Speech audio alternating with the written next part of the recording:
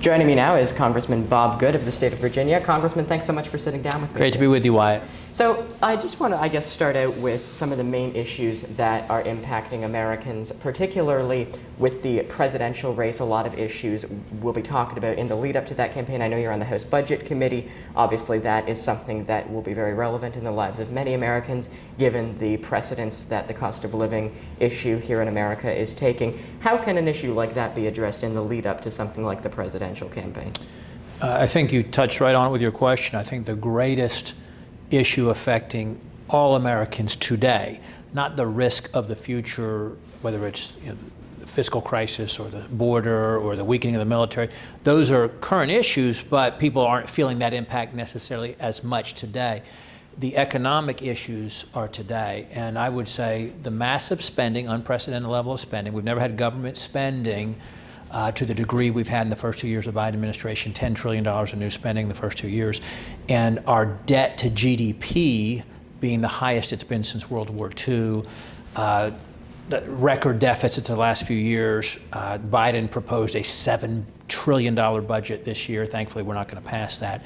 But that's causing massive inflation, at least historic inflation we haven't seen in 40 years. And then the government is responding, I would say inappropriately, misguidedly, with raising interest rates, which is crushing purchasing power as it applies particularly to home ownership. The average mortgage costs about 50% more than it did 2 years ago before Biden got in office. That combined with the war on American energy, reliable, affordable energy, fossil fuel production, gas prices are up about 50% from when he took office as well. That affects regular income, lower income Americans, senior citizens, college kids. That combined with the regulatory burden. Biden has imposed massive amounts of regulation that cost thousands of dollars a year for the average family as well. So I would say the loss of purchasing power, the economic, the inflation, Americans are struggling to get by. Grocery prices are high as well. The essentials, housing, groceries, energy, is just crushing the average American.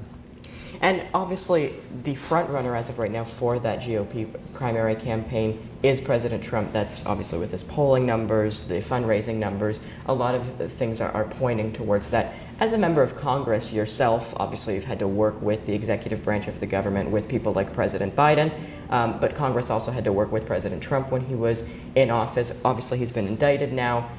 That is likely to have an impact potentially, whether it be positive or negative, on the campaign. How do you foresee Congress, though, being able to work with someone like President Trump if he is reelected, given the increasing divide, not just amongst Congress, but amongst Americans writ large? Well, because you brought up presidential politics, I feel like I need to be transparent from a disclosure standpoint. I've endorsed Ron DeSantis.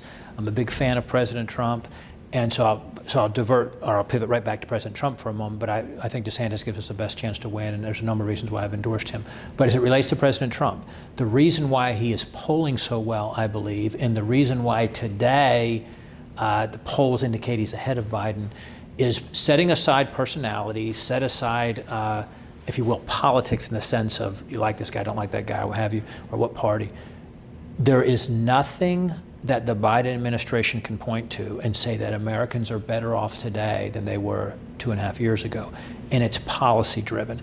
The border's a disaster. Inflation, as we just talked on, is a disaster. Energy is a disaster. The military can't meet the recruitment goals. China is passing us by. Education systems are failing. Crime is on the rise. So because of policies, I think that's why you're seeing President Trump, in spite of all of the issues he's dealing with, the baggage that he's dealing with, the allegations that he's wrestling through, setting aside commentary and opinion on those, the reason he's polling so well is because his policies were working. So if he were to be reelected, and I would enthusiastically support him as the nominee, I would enthusiastically vote for him if he were the nominee, because his policies were working. His policies, I believe, would work again. But what could he do with a Republican House? And I think if he wins, you're going to have a Republican Senate and a Republican House. Then we could more rapidly reverse course and put in place the policies that were working.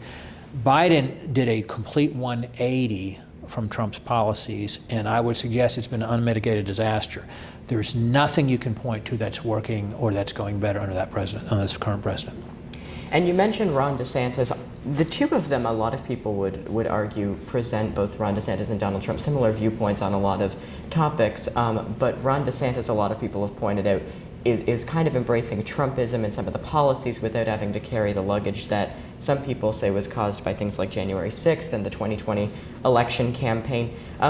Do you foresee it possible, though, given the back and forth between Donald Trump and Ron DeSantis, to have a unified Republican Party after the primary? I think so. I think what will unify the Republican Party is Joe Biden and Joe Biden's policies. I think it's a fair question, because you're going to have, for the next 10 months or so, a rough and tumble primary campaign. From January through, say, March, April, probably by May, April, May, we'll probably have a good idea where we're at. And it'll be intense, and there'll be some, undoubtedly some hurt feelings, but then you'll have 6-8 months for the party to come together as the nation suffers and continues to suffer on Biden doubling down on his policies. We on the House side, I hope that we'll put the brakes on some things and slow some things down and prevent him from advancing his policies, but we can't overturn a lot without the Senate and without the White House being supportive. So I think Joe Biden and Chuck Schumer and the Democrats in the House will unite Republicans who will turn out and vote over. There'll be some people who maybe don't like President Trump as much and are hesitant to vote for him again. They're going to vote against Joe Biden and vote for Trump if he wins. There'll be people who are upset that Trump didn't win the nomination, that may be upset with DeSantis for winning. They're going to support him because the policies are very similar, and so I don't think Republicans have any trouble uniting.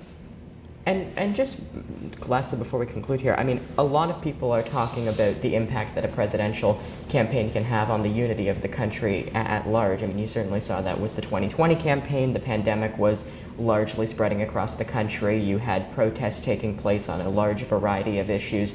Obviously, those are important things, but in many cases in 2020, they became polarizing, they became divisive. How can you prevent something like that from happening again in 2024 for the presidency? Well, that's a great question, and I don't know that we can prevent it altogether. I would submit that during the Trump presidency, and it's continuing now, so the last 6 or 7 years, you've seen unprecedented willingness for the media to put their thumb on the scale to try to help a political outcome that they preferred. They tried to help Hillary Clinton win. They tried to help Joe Biden win. The media, in large part, much of the mainstream media, has forfeited its responsibility to hold the federal government accountable.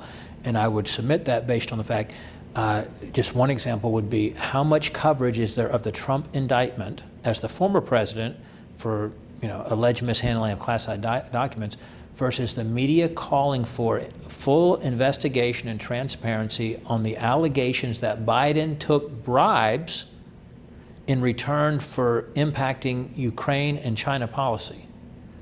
That would be the biggest political scandal in the history of the country. That if true, according to the FBI memo that members of the Oversight Committee say that they have seen, from what is listed as a credible source that's been used by the FBI for years, and at least half of the media is totally ignoring that story. That combined with unprecedented history, where we've seen the weaponization of federal law enforcement against people based on political views, the refusal to prosecute individuals who are of the preferred political party, and then disparate treatment towards those who are a part of the undesired political party. We've never seen that before. And so a loss of faith and trust in once sacred institutions like the FBI, the Department of Justice, and even our health agencies. You went through the same thing that we did, and I would submit that Canada was a terrible example of our policies, even on steroids, if you will, that were harmful, where we suppressed science, we suppressed dissenting views, we suppressed information, we lied about the virus, we lied about the veracity of the vaccine, we lied about how people were at risk, we lied about the effectiveness of masks and shutdowns and lockdowns, and what kind of harm has been done in the last few years because of policies like that, which make it difficult for the country to be as united as it should be. Okay, Congressman Bob Witt of Virginia, thanks so much for your time. Thanks, Wyatt.